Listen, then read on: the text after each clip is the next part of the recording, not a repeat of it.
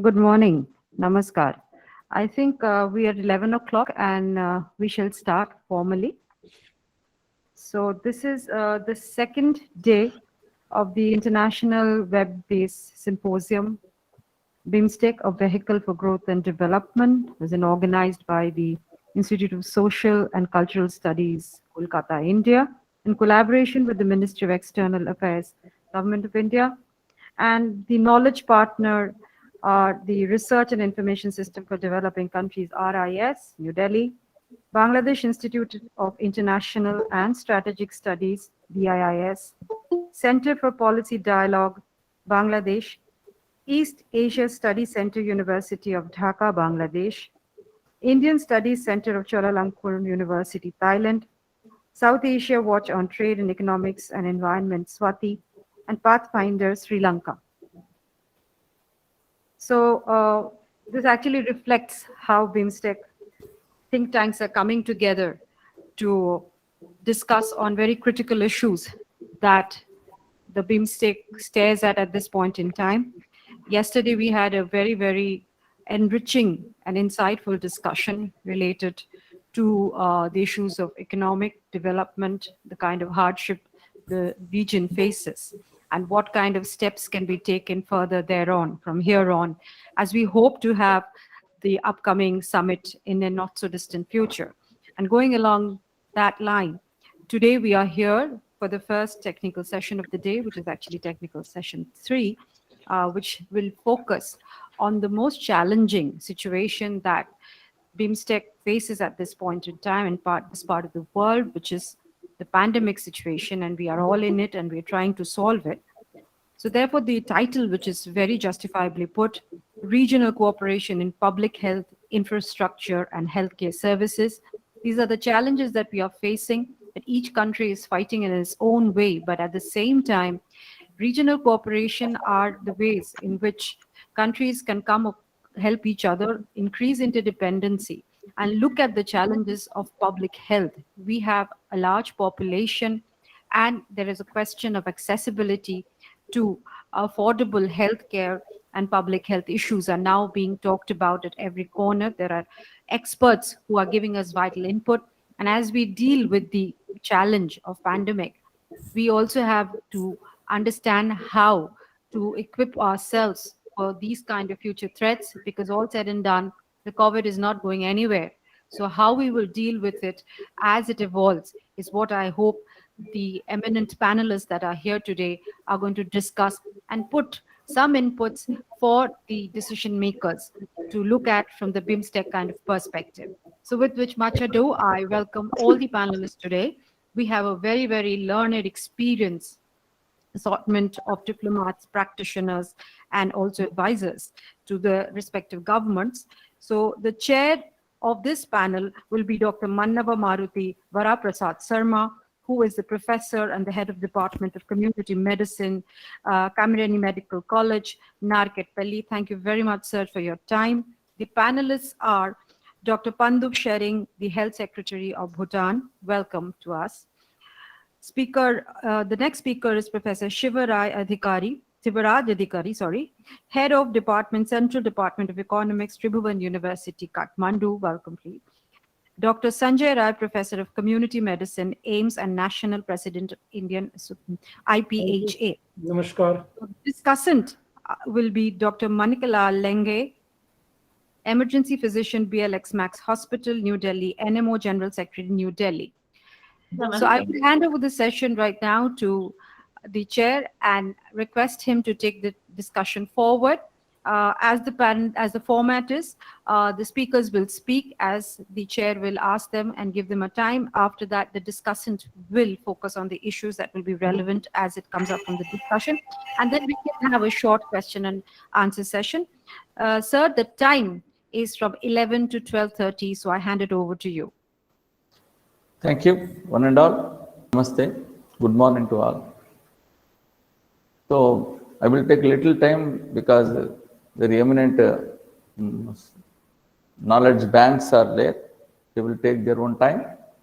But one thing, the corona has put us a challenge before us, entire globe, human kind. If such situations occurs, a disaster, actually I come across in say earthquakes, floods, tsunamis, all these things. But this type of, in my entire experience, I have never imagined this type of threat of a viral infection. The one thing where we faced a really a disaster, and most of the countries' development and growth has gone back to one decade. This is one thing we're supposed to understand. So how best this food and shelter is the most essential to a life. Education and health is also very essential to the human growth and development. And knowledge is boundaryless. Human capability is limited. People shall join to build up a teamwork and team activity. The energy that developed generally conquers the challenges, whatever it may be. So this 7 countries come together is definitely going to win over the what are the situations we come across. So actually, we were not ready with such type of threats. I also faced many epidemics like plague. Also, we never expected in 1993, and what are maybe the treatment modality is available, and we have done something. But this corona, we are not having anything. There is no specific treatment, no antiviral, all these things. And if emergency situation comes, how to deal it, only symptomatic and supporting the life is one of the very, very essential things it became. So say that for maintaining the quarantine of 14 days and isolation of 14 days, the infrastructure is not ready. Many schools and hostels, school buildings have turned into these centers. The infrastructure is not fit for maintaining the quarantine, all these things, how best we can supply the food, natural cause, they may not have attached bathrooms, all these things. This is one of the practical aspect, ground level at villages we come across. That's why it is really a good experience to me. And same time, simple thing, if you think that infrastructure is greatest infrastructure, but simple this type of management, how the building is supposed to be. If emergency comes, the building is supposed to be ready for quarantining the people, attached bathrooms, all these things. This is also required for each and every area, decentralized issues and available to the every beneficiary that needs at village level and tribal level also, not only in towns. So what it may be, the government has timely taken lockdown. This made the case load bringing down to our expectations, so that the case load, mainly emergency course level, came down, and our people, human resources, met the challenges and requirements. The second wave, unexpectedly it has come. States are not that much ready, and then we are across 100%, more than 100% bed occupancy, and material supply chains is crushed, landed into thing. So infrastructure means not only the supply chain activity, what are the infrastructure, roads, all these things also supposed to taken care of. Not only this human resources and capacity buildings, these are all the issues we're supposed to think in future. Let us understand and learn many things from the contributors for this August session. And I think I will go with my very valuable information from this discussion. Thank you, sir. I hand out the thing Monica, the session supposed to be handled, and each panelist supposed to talk not more than 12 minutes. Sorry, We if I know may what, intervene. If I so may just please, intervene, it is sorry to intervene, 12 sir. minutes. You are Okay. required to handle the proceedings for the next till 12:30, since you are the chair. So if you would kindly.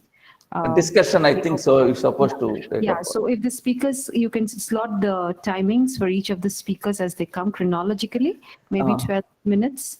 10 to Okay, 12 sir. minutes.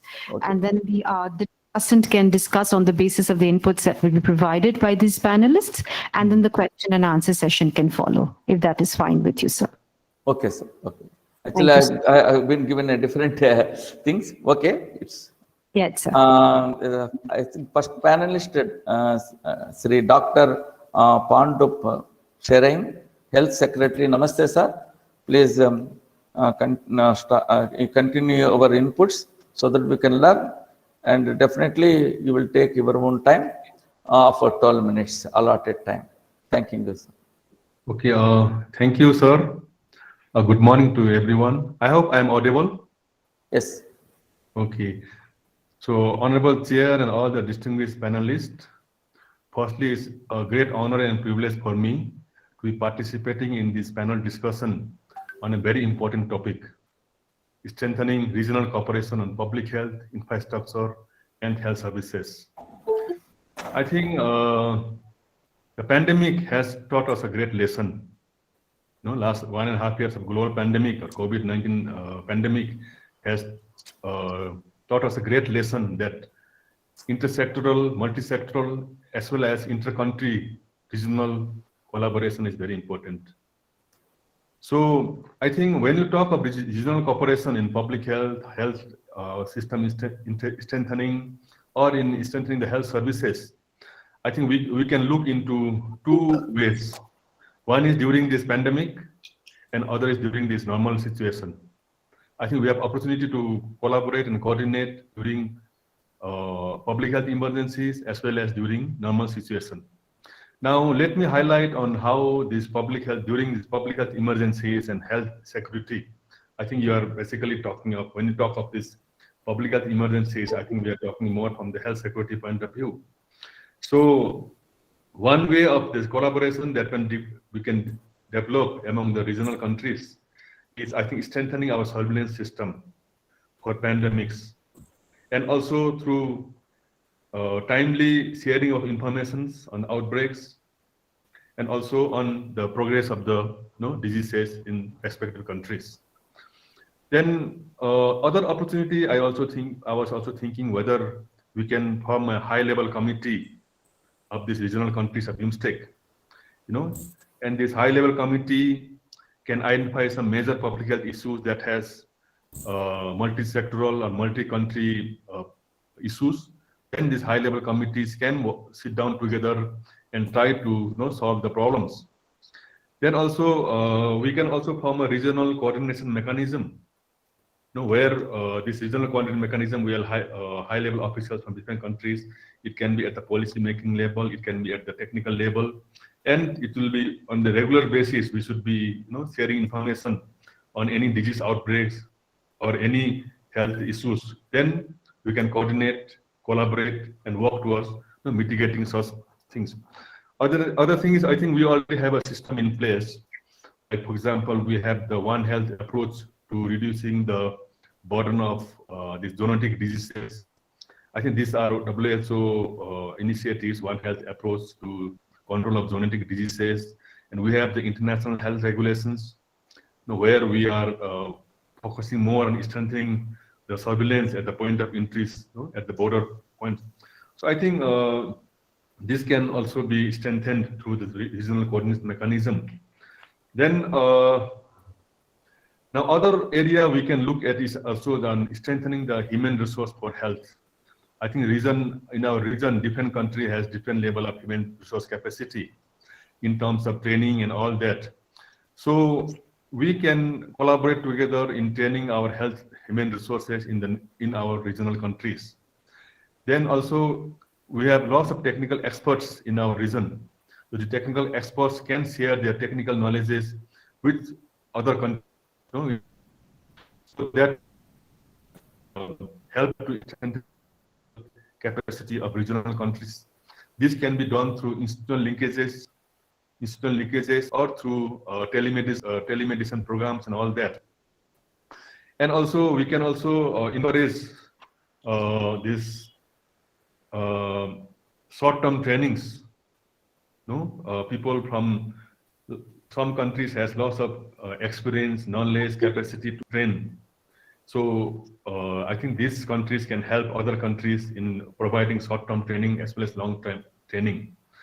Then also the good practices, whether it is the clinical medical practices or public health practices, the good practices that some countries has, I think this can be exchanged through regular institutional linkages or through study visits and all that. Then other area is, I think we also, I think during the pandemic, because of various lockdowns and many restrictions put in place by different countries, we also had the problem of access to medicines and vaccines and medical supplies. So as a regional forum, I think we can also work on having this access to medicines, vaccination technologies more easily among the member countries. And also the other one is the technology transfer. I think many countries has technology, advanced technologies, I think in terms of healthcare. And this could be shared, or also this can be also be shared as well as maybe made accessible to the countries in the region. Then other one is also in terms of clinical care of patients. We have, so in this case, I think through exchange of technical knowledge, through among expertise, discussion among expertise, we can also improve the clinical care for our patients through exchange of technical expertise as well as technical knowledge.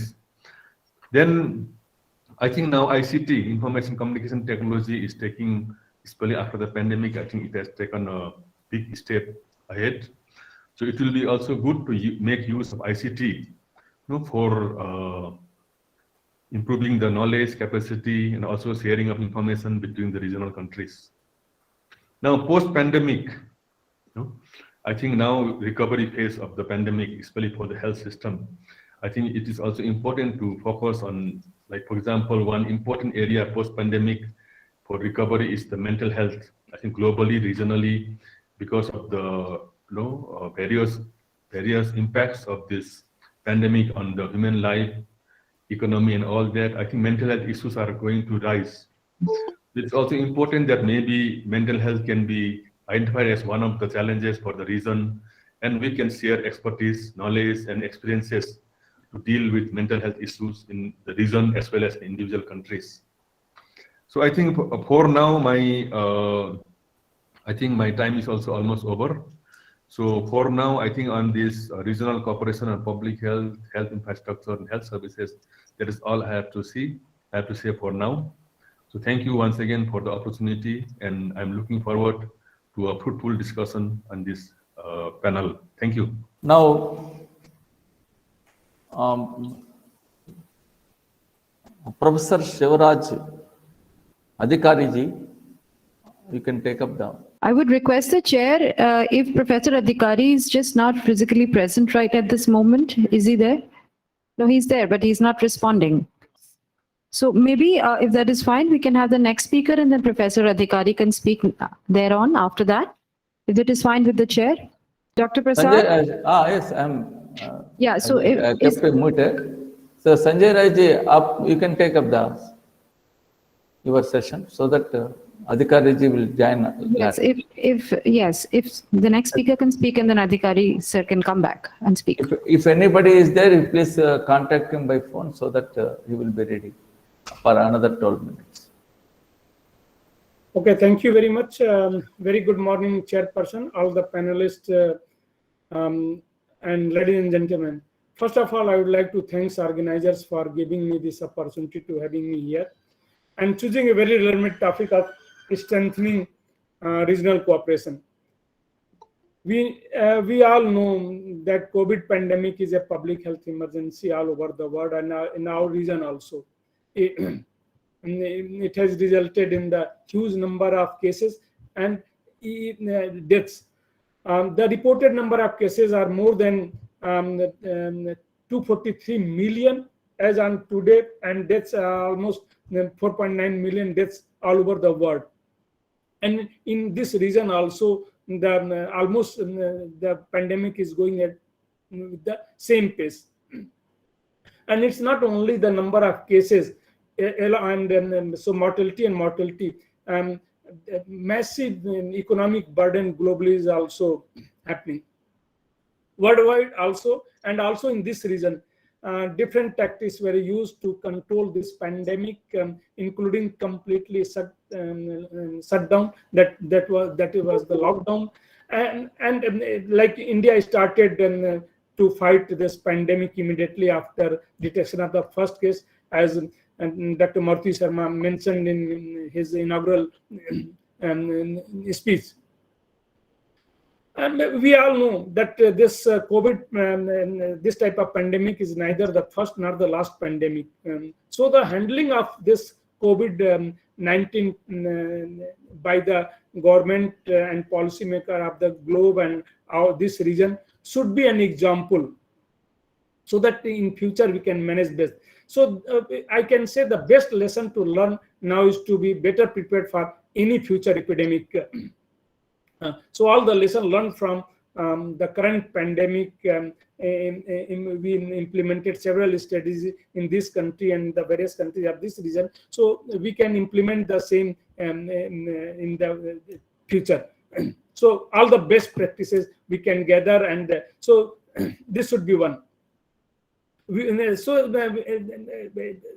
All the future pandemic are inevitable. We cannot prevent any pandemic, but we can prepare ourselves better. So if we adopt the lesson learned during the management of COVID pandemic, we'll be better prepared in the future.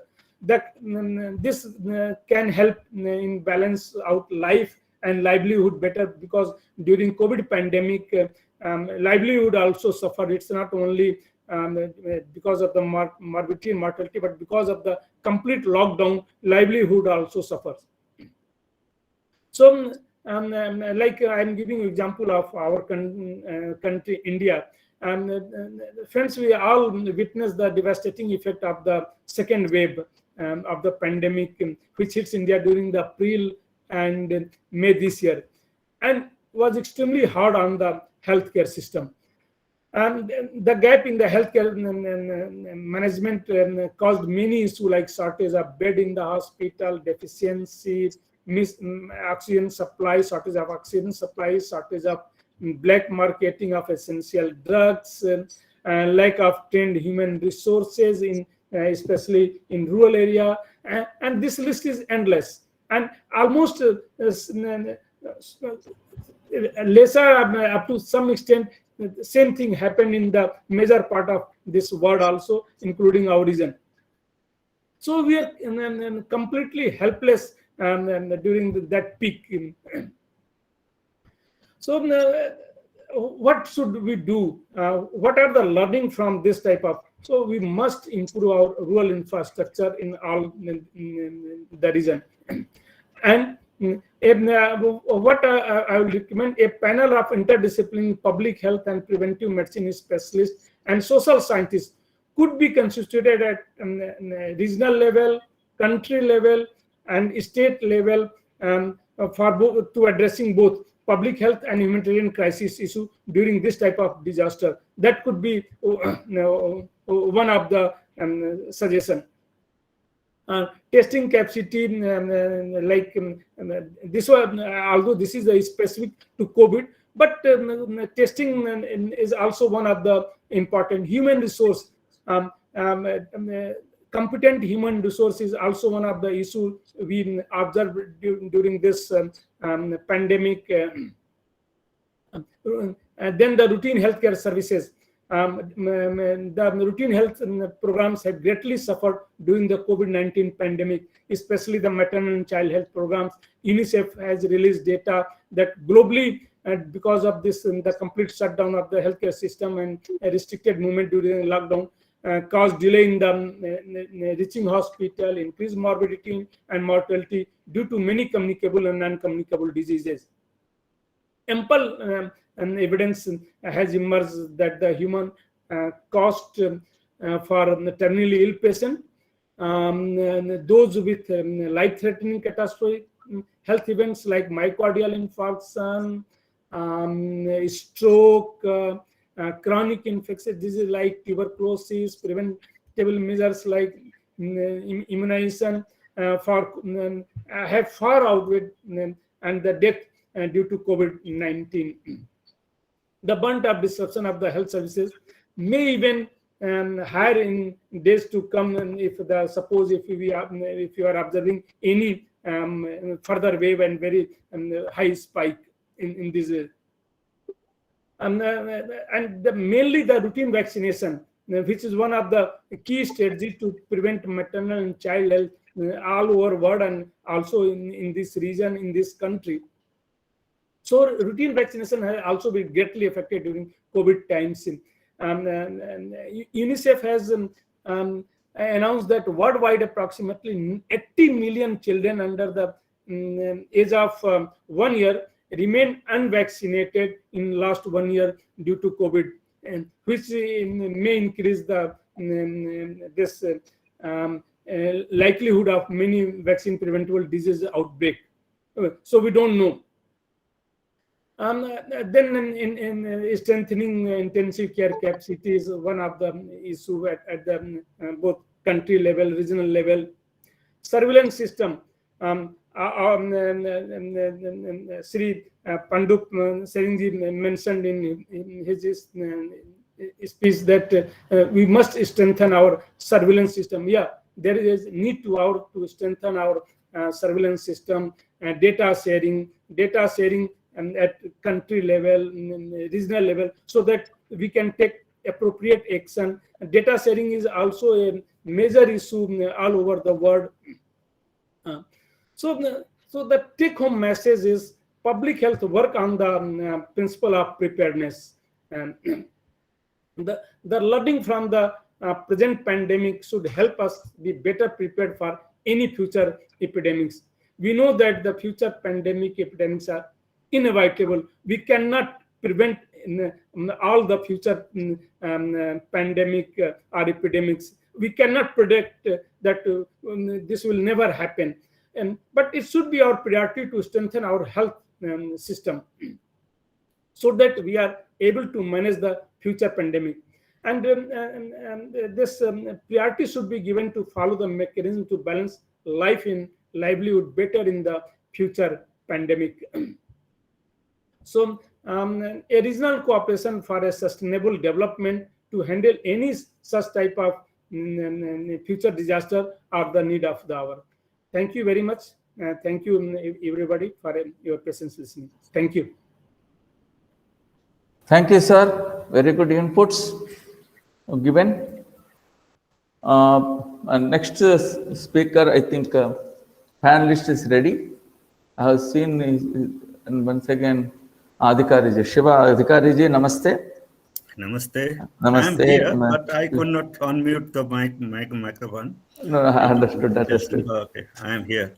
Actually, my age also little bit problematic to understand the new technologies of No, I'm quite familiar, but there is some problem here. So, thank you, sir. You can take up the session now. Okay, thank you, respected chair and other panelists. Yeah, I'm going to share my PowerPoint presentation. Yeah. Is it visible? Is it visible now? No, Yes, no. sir. No, sir. Yes. No? Yes, it is visible. Okay. Yeah, most of the issues that are related to Professor, I'm COVID-19. sorry, it's not visible as of yet. It is not visible. To me, it is visible. Yes, no, yes. Okay. Yeah, it's okay now. Fine. Thank you. Go ahead. Okay, thank you. Yeah, the topics is given to us, the regional cooperation in public health infrastructure and healthcare delivery services or healthcare service delivery. Yeah, most of the issues are already mentioned or covered by Secretary Pandey and Dr. Sanjay.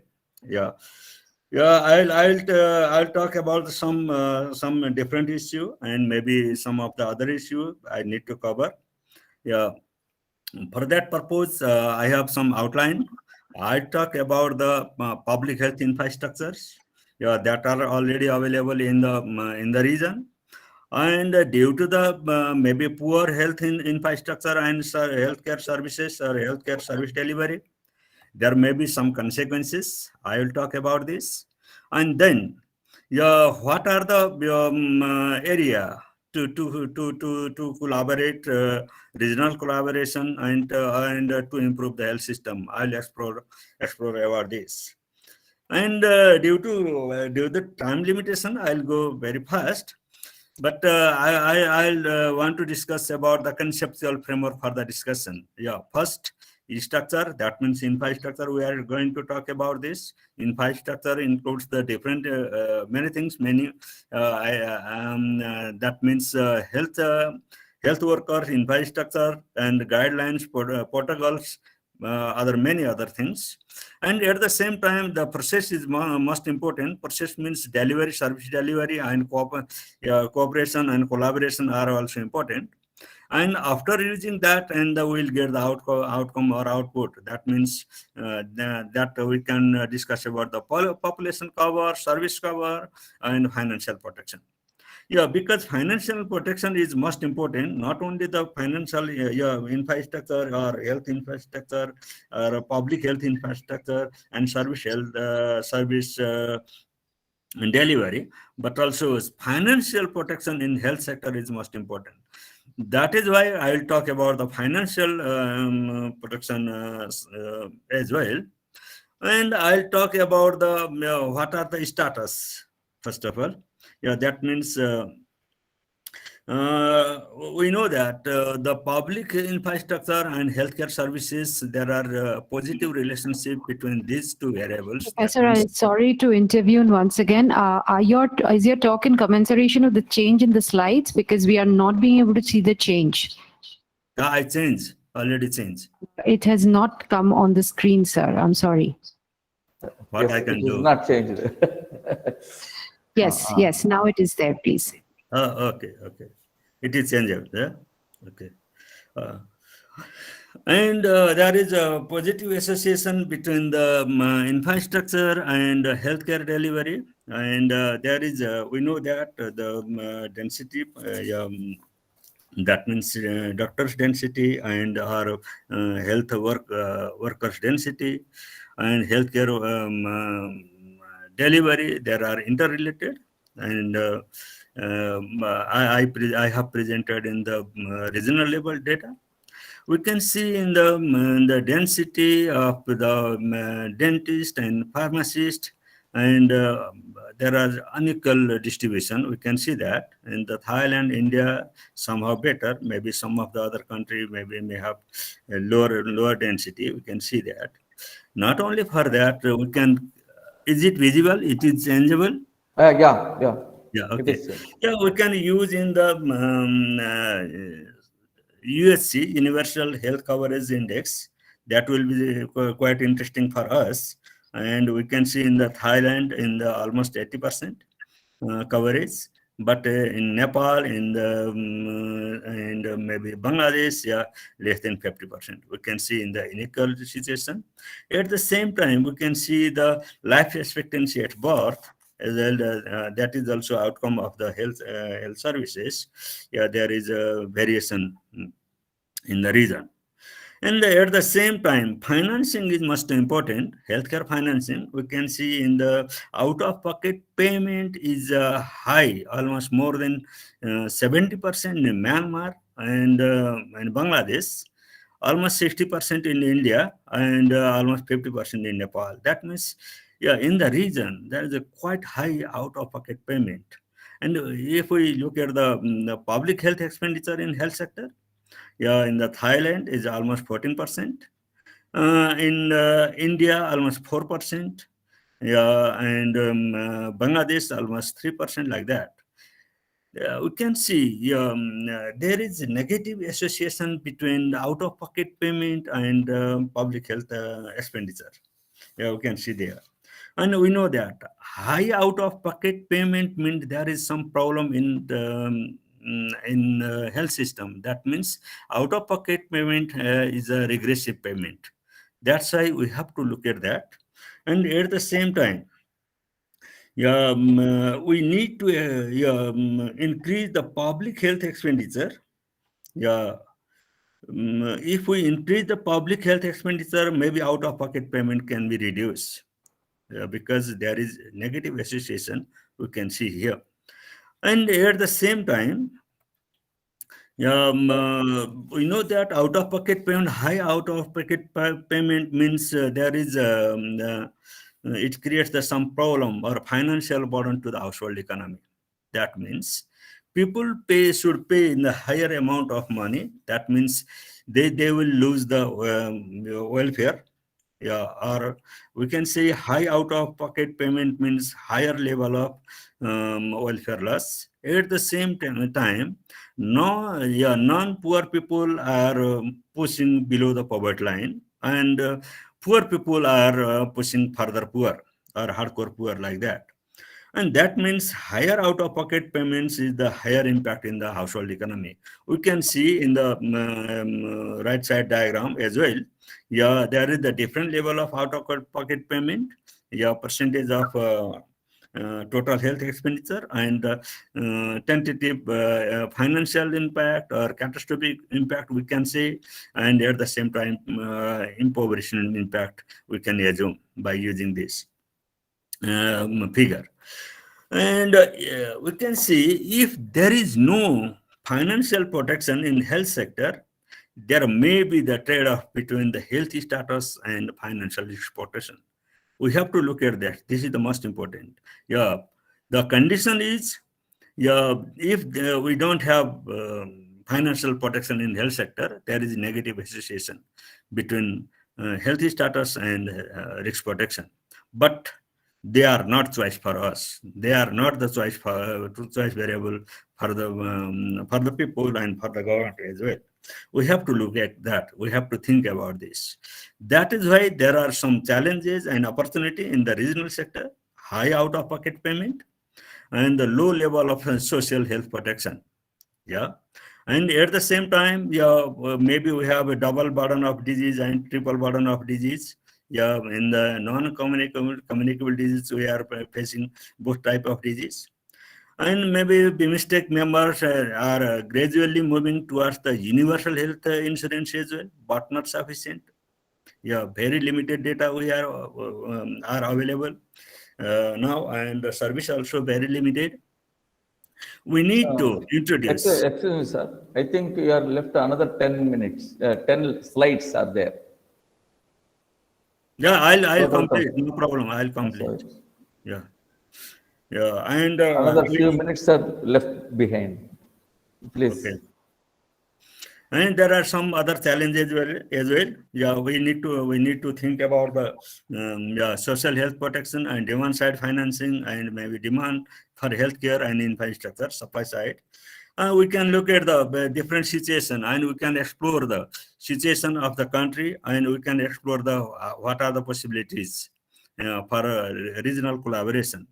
I'm sharing the slide and maybe the common place and if we have the social protection and demand side only, we need to improve the supply side. If we have social protection and supply side, but at that time we need to improve the demand side approach. There may be the regional collaboration at the same time. If we don't have social health protection, but there is something with demand side and supply side. In the health sector, we need to we can improve our collaboration. There is a ratio. And at the same time, and if we have social protection and there is unnecessary protection, that means we can reduce that. There are some other issues like that. And there are some other issues we can explore. We need more research and more interaction to how we can make a regional collaboration. And I think we need to discuss about the supply side, demand side, and social health protection as well. Yeah, all are important for our regional collaboration. There are huge opportunity to collaborate. Thank you. Thank you giving me this opportunity. Thank you. I would request the chair to unmute himself, please. Namaste, sir. It is a very good presentation, and a lot of information is available for the thought provocative also. And Monica, you can initiate the discussion. Monica ji. Namaste, sir. It's a great honor to hear you all. It's a great opportunity for me. Thank you for inviting me, ma'am.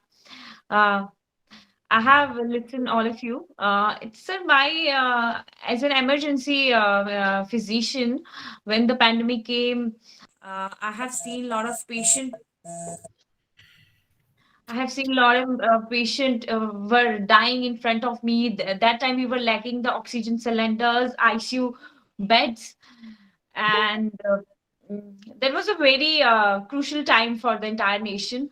But now, what I want to suggest, one thing that many seniors were saying that the third wave may come, so we should be prepared for the third wave. Because in the second wave, we have noticed that we were lacking for the oxygen cylinders, we were lacking for the ICU beds. So this time we should all be prepared for the third wave. And and one more thing that Dr. Sanjay sir said, that during the pandemic, maternal and the child health had suffered. Many children had missed their vaccination. So somehow we also missed the child health care in this pandemic. And we are lacking our maternal and the child health mostly affected in the pandemic. So we should also get focus on them so that their health should not be neglected. And sir, one more thing I want to discuss, that our country also should focus on the female students who are studying in school till 12th standards. I have seen mostly girls suffering from the severe anemia. So we should also do some awareness program, health awareness program, to guide the students that they should take proper diet, and should, if they are anemic, they should take the iron and folic acid tablets, and should that I am an MO Karyakarta, and we are planning to visit this higher secondary schools to guide the students, especially the female students, because I have noticed many female teenagers, especially, that diet is usually lacking from the. They usually eat pizza, burgers, etc. And there is the condition they suffer from the severe anemia. So we should also focus on this.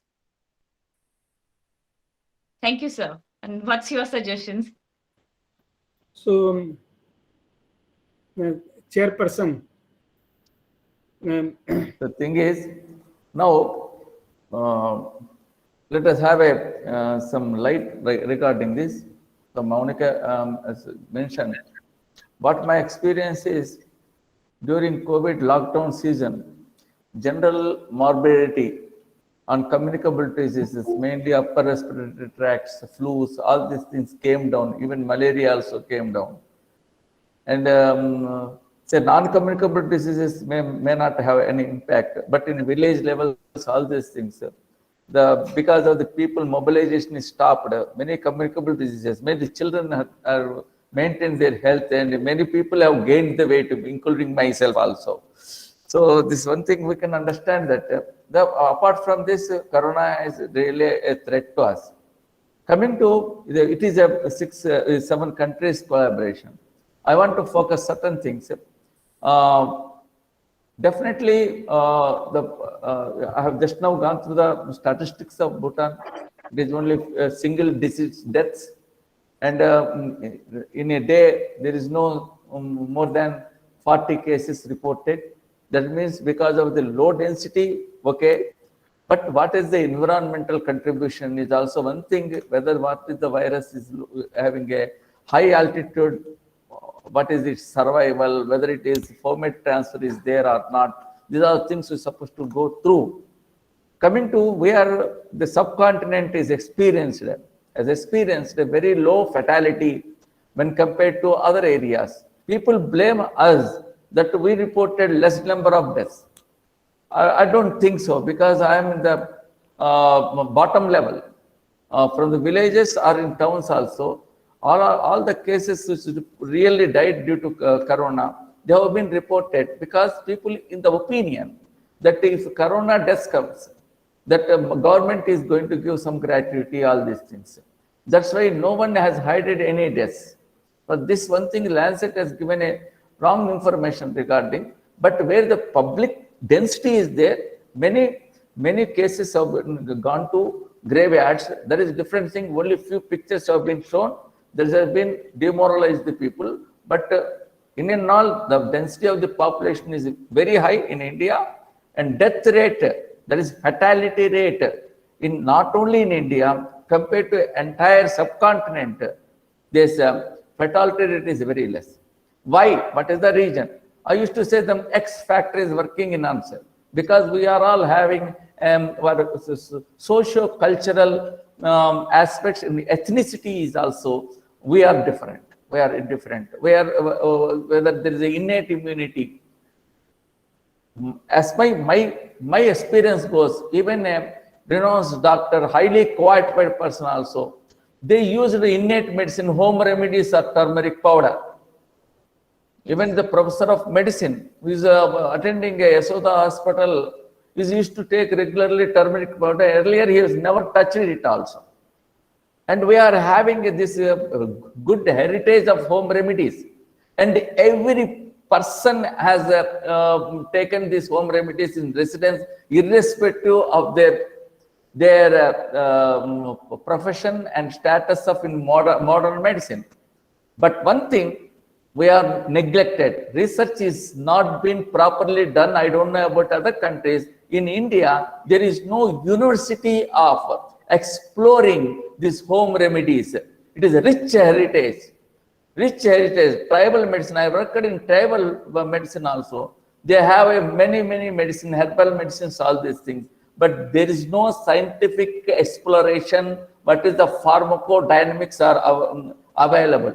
So these things we're supposed to share, entire thing.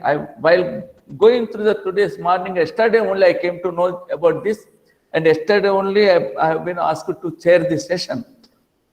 That's why I have a very little time. I have gone through it, and the Thailand is exactly that contribution is their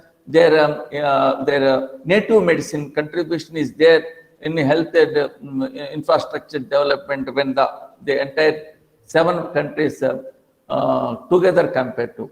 The Thailand participation is mentioned in that document. So that's one thing we're supposed to say. Even India also, there Kerala and the other areas. So knowledge bank is very important. Coming to the infrastructure. Infrastructure, yes, there is an emergency medical care infrastructure is needed, but how far? So when the early intervention is there, at the village levels and beneficiary level, we can bring down the load on these things. These aspects, a light supposed to be thrown by these higher decision makers. Only the health infrastructure development and knowledge sharing and training, all this, the 7 countries supposed to come together and plan for it. And let us have a common platform of, say, boundaryless. We should not have any boundaries. It is one area. We are all Dharti ka putra hai. This is the one thing. We are all sons of the soil of subcontinent. And we are all sharing the same values, human values and beliefs, all these things. We're supposed to come together and do let us have a common platform in a knowledge sharing aspect that is lacking at present. The infrastructure, there is a modern medicine, and there is a village level, all these things. Actually, whether it is correct or not my statement, we have the disaster means we are having one idea, that is post-disaster there is a communicable diseases problem is there. And we know the treatment modality for all communicable diseases. So known communicable diseases, how we will tackle. But thing is, such a threat comes, corona type. We don't know the treatment. There is no specific treatment. And these are the things where immediate sharing is required. That's why at village level also, we're supposed to keep in this area. So unknown origin of airborne, waterborne, or say there is a one Chandipura virus epidemic have come across in Nizamabad, 2003. Nearly 200 children died, and it is a Chandipura virus. Till that time, we have not experienced the Chandipura virus encephalitis. Earlier, we used to experience the Japanese encephalitis. So these type of threats, if we face, what best infrastructure at village level and town level and tertiary care level, there is a primary, secondary, tertiary, if needed super specialty care level. So we're supposed to have a together sharing of knowledge. So this way, this opportunity we're supposed to keep in our mind, and the policy decision makers supposed to call for this type of activities togetherly. We can share our ideas so that a better, not only third wave, whether it is going to come or not, I don't believe. People are going on calculating it. By this time, a peak level of third wave supposed to be experienced by the IIT Kharagpur imagination or their calculation. Till now we have not, because of vaccines, maybe working on it. Infection spread is person to person. The secondary attack rate is coming down. We don't know what is exactly happening, but whatever threat is there, we must keep in our 4 levels of transmission of disease from one person to another. We're supposed to keep unknown some disease not having specific treatment modality, what best we can experience. There's only 4 modes of nothing else: contact borne, or then a vehicle borne, and food borne, and airborne. So we're supposed to have a pakka planning, the specific planning for this, so that without specifying the particular disease based, but spread based, how it is communicable to others based, the activity is supposed to be taken up.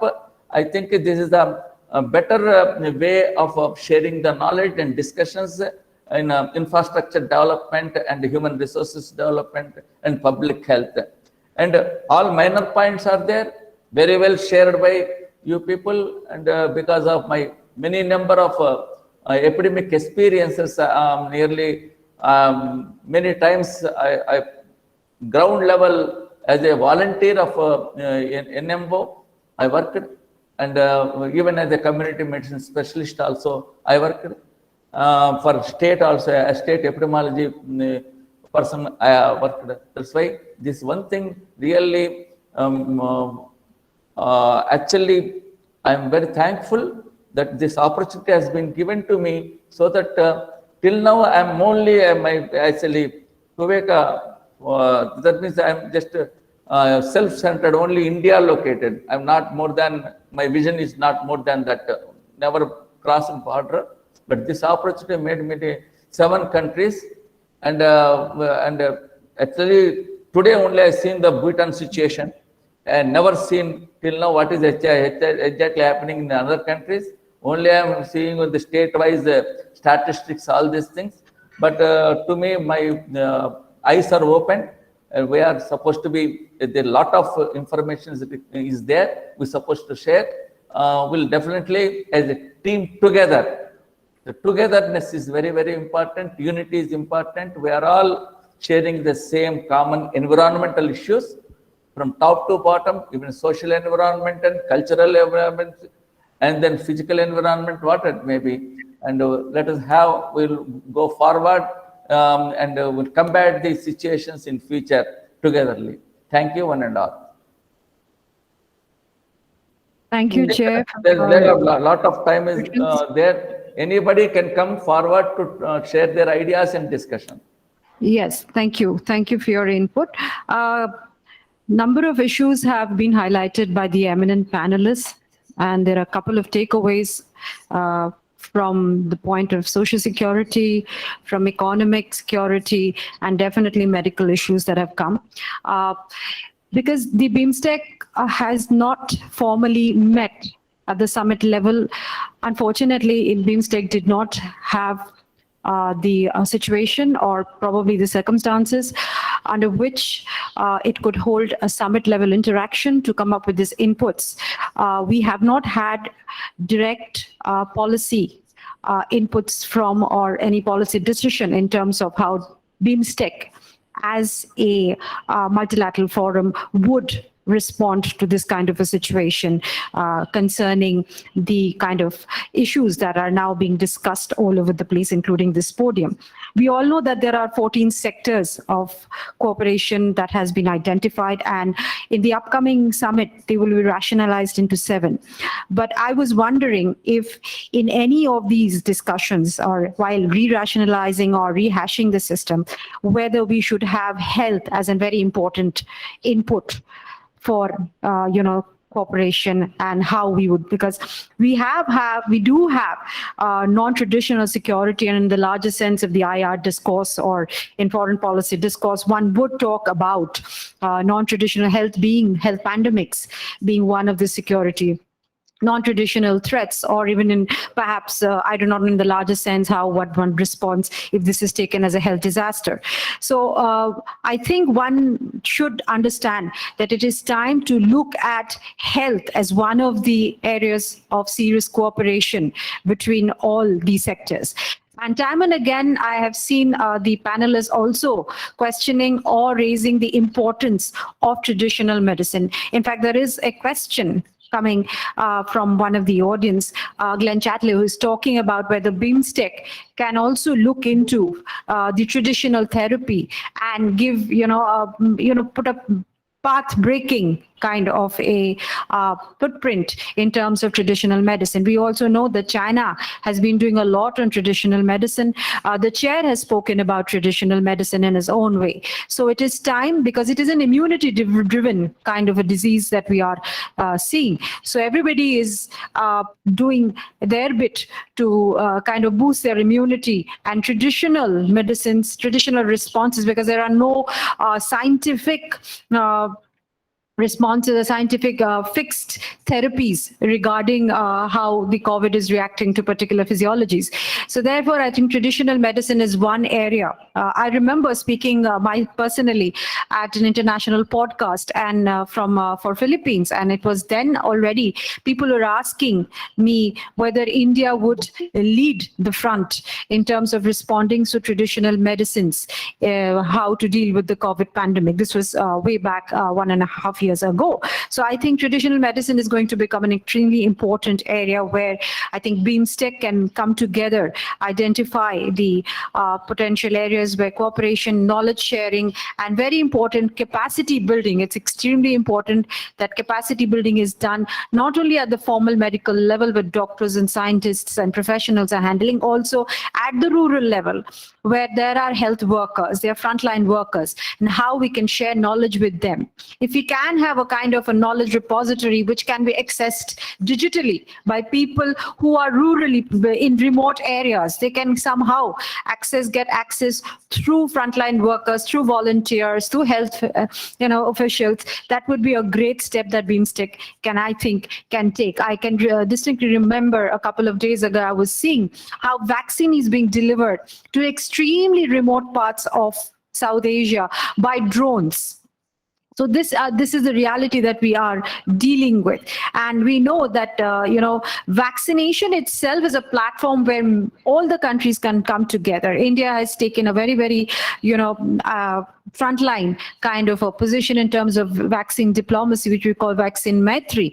We have tried to help our neighbors and even countries far away, notwithstanding the fact that there has been a great demand from the domestic side. But notwithstanding that, we have still, India has tried to help all its neighbors, Myanmar, Bangladesh. In fact, with Bangladesh, we've had an oxygen express taking place. So oxygen, we were talking about the oxygen crisis. So the point is that we are trying to respond. Every country in in this region, in BIMSTEC particularly, are trying to respond to the issues that are coming. And now we are talking about post-COVID. We're talking about probably in a couple of years, we'll also talk about post-COVID.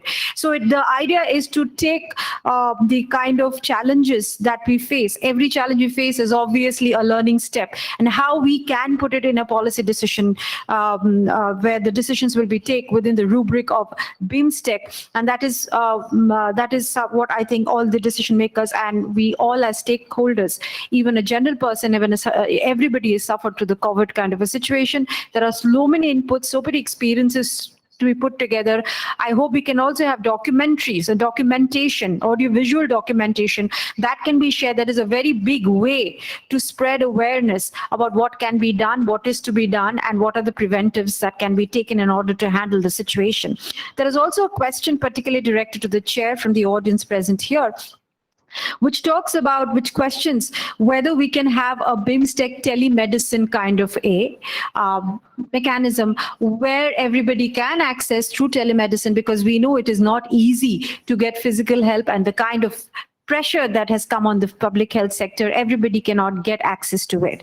So whether it is possible for BIMSTEC to have, as I said, a cooperation, a sectoral cooperation on public health and issues related to that, which should also include these kind of channels where people from the remotest areas can take access of medical facilities, medical help, and medical advice. These are some of the observation and inputs that I think I would like to put as myself as a practitioner, as an IR student, and I would like responses from the eminent panelists. Thank you.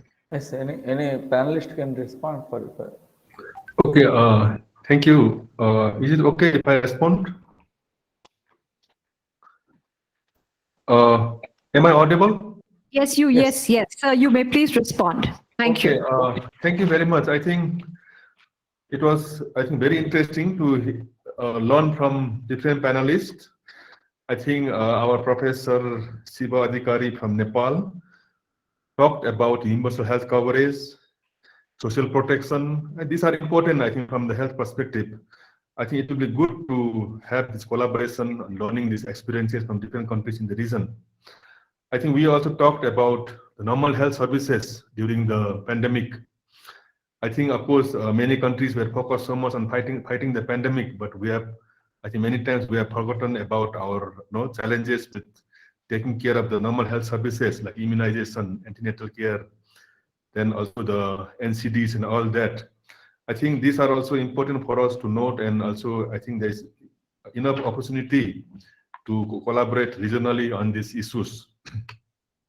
And also we also heard from our chair about the importance of home remedies and traditional medicines. I think this needs more research, and there's opportunity. I see that we can share more on this technical aspect of this traditional medicines and its benefits on care.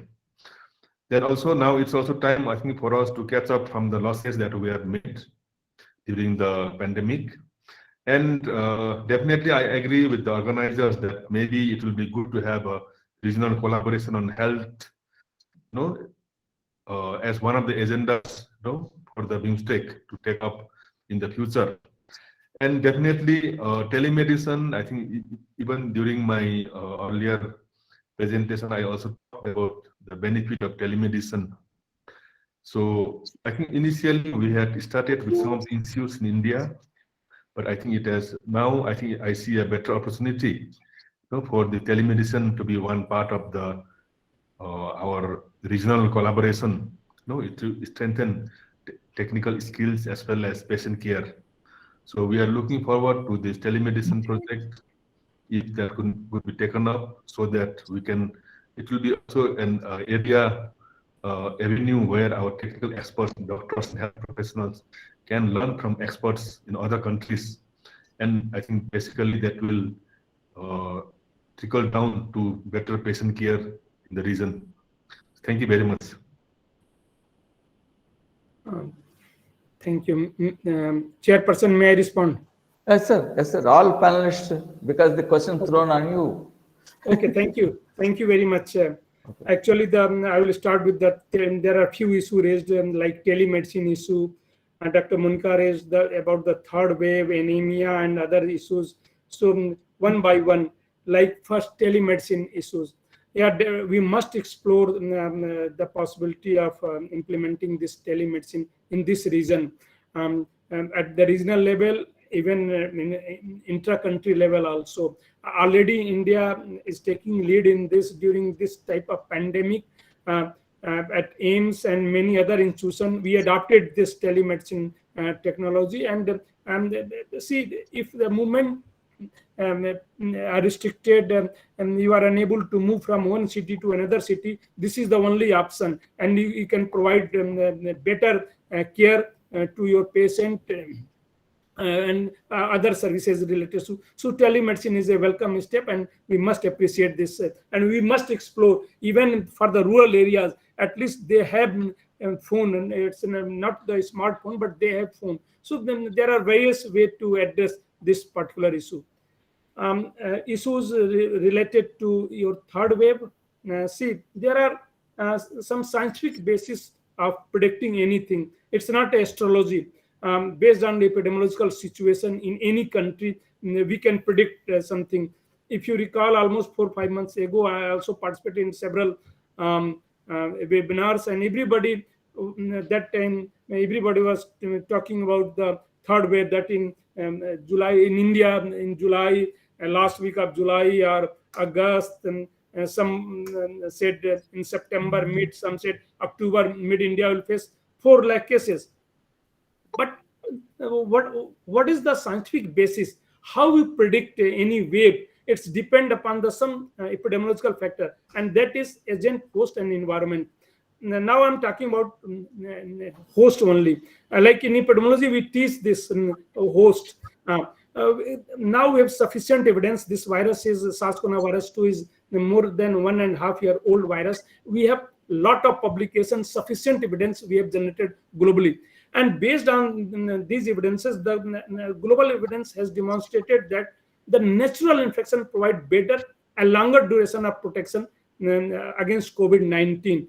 See, the cases, a sudden drop in cases in India or elsewhere, like in Delhi or many other states, it's mainly because of the natural infection. The vaccine does significantly reduces the severity of the disease and the consequently mortality compared to, if you compare with the unvaccinated. So significantly vaccine is reducing your severity and deaths. Almost 90%, 80 to 90% we are reducing severity and death if we are vaccinating to susceptible population. And so this is the greatest advantage of vaccination. Like inoculating to the susceptible population. But after some time, 6 or 8 months, there is a waning of the vaccine acquired immunity. But the natural immunity provides longer duration of protection and much better protection. Just Israel has published one study a few weeks ago, and they come.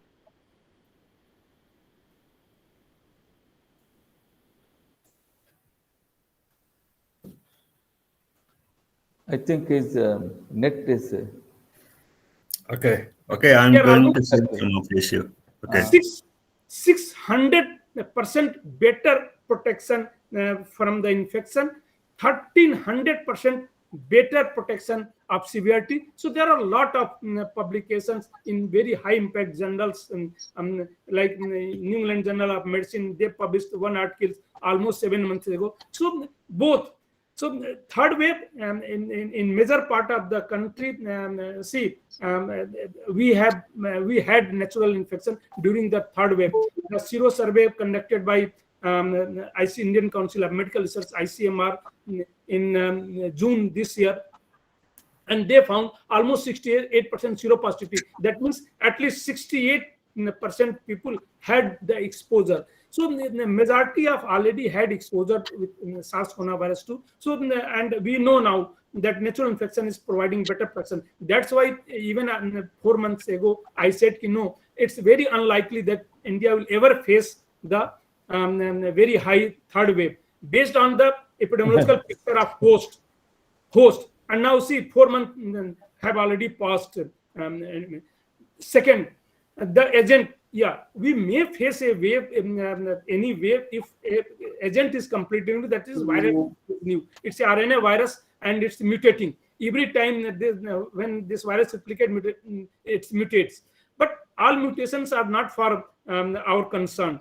Few mutations are harmful for the bacteria. Few are insignificant for us. But few mutations either increasing the severity or death or infectivity, and these are the variant of concerns. So if completely a new variant is originating of this SARS coronavirus, then any part of this world may have. And if that virus is capable of infecting, bypassing your acquired immunity through natural infection, then definitely there is a likelihood that will pass your all the vaccine acquired immunity also. So for that new virus, entire population will be susceptible, and then we may face any the third wave. So that virus will be a completely new virus. Otherwise, both based on the agent and host, I can say in near future you are not going to have a very third wave, at least in this country. So this is about your third wave. See, we have a lot of evidences now. Now we must give weightage to the natural infection, and all these are cases are coming down. You see in India. Just I'm giving one example of India. We implemented lockdown very early when we had only around 600 cases, 50 to 60 cases per day only that time, and the pan India level lockdown, entire country. We had lockdown on the 25th of March 2020, and then for almost 2-3 months.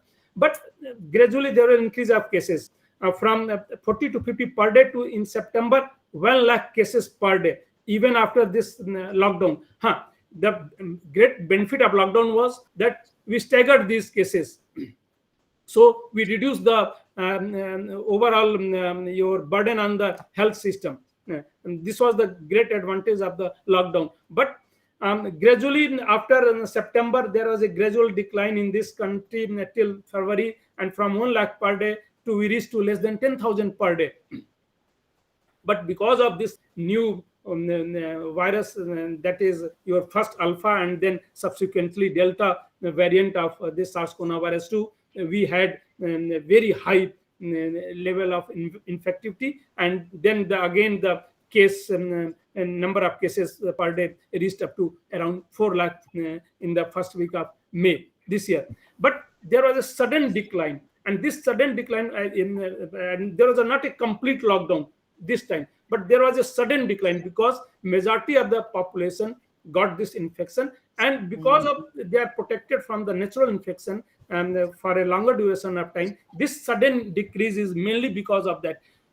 As I mentioned, that vaccine is reducing severity and deaths, but vaccine is not very effective against preventing infection. So through vaccination, definitely we cannot prevent any further wave. We can reduce the impact of any further wave. The impact will be less because of low number of mortality, low number of severity, so low number of hospitalization. So we can reduce the severity. So this is about your third wave.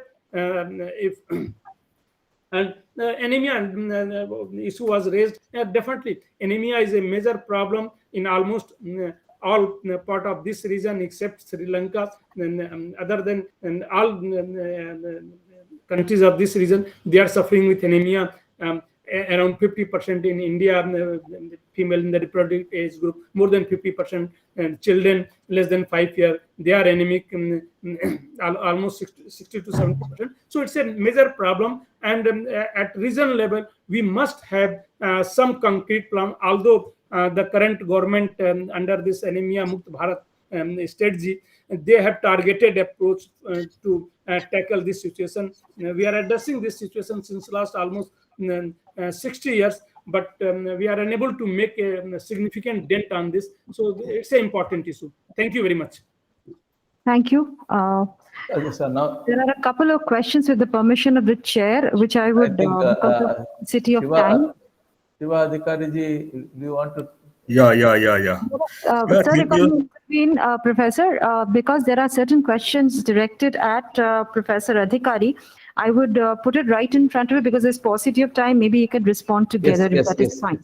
Yes. So, no, So, okay. there has been a question relating to whether the role of the health sector, what is the role of the health sector in helping in making economic recovery of the affected societies? What is the role of the health sector in affecting the recovery of pandemic affected societies? And there is one more question which talks about whether BIMSTEC can implement uniform health protocols across their countries. Yes, Professor Adhikari, for your responses, please. Okay, thank you for your question. Yeah, actually, the topic is not related to give me that experiences sharing of the COVID-19. It was related to health infrastructure and service delivery. That is general. Yeah, now we are talking about the experiences about the COVID-19. That is good for me as well. Yet, different countries have different experiences. We know that. In Nepal, we face the different type of experiences. The one problem is open border problem. Yeah, because this is imported disease. Yeah, that's why we face some type of problem. At the same time, my existing health system is not sufficient. We know that.